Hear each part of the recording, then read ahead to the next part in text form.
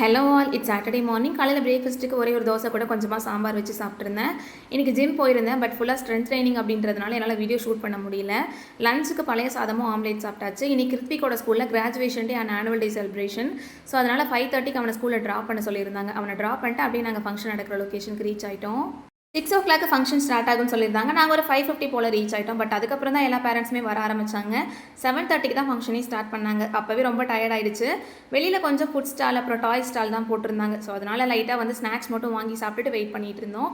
இவங்க தான் கிருத்திகோட ma'am. Actually டீச்சர்ஸ்க்குமே அவார்ட்ஸ்லாம் கொடுத்துருந்தாங்க. கிருத்து டான்ஸில் பார்ட்டிசிபேட் பண்ணியிருந்தான். லாஸ்ட் ஒரு 1 மந்த்தாகவே இதுக்கான ப்ராசஸ் போயிட்டுருக்கு அவங்க ஸ்கூலில். பட் இவன் ஒரு 1 வீக் பக்கம் ஃபீவர்னால லீவ் போட்டுட்டான். அதுவும் இல்லாமல் இவன் ப்ராப்பராக வந்து டான்ஸ் ப்ராக்டிஸ் பண்ணும்போது நிற்கவே இல்லை, ஓடிட்டே இருக்கான் மேம் சொல்லிட்டு நான் பிக்கப் பண்ண போகும்போதெல்லாம் அவங்க மேம் கம்ப்ளைண்ட் பண்ணிகிட்டே இருந்தாங்க. ஸோ ஓரளவுக்கு டான்ஸ் பண்ணியிருந்தான், ஓகேவாக தான் இருந்தது. அதுக்கப்புறம் கிராஜுவேஷன்ஸ்லாம் முடிச்சுட்டு நைட் டின்னர் வெளியில் சாப்பிட்டு வீட்டுக்கு வந்தாச்சு. நெக்ஸ்ட் ஒரு விளாகில் பார்க்கலாம். அது வரைக்கும் பாய்.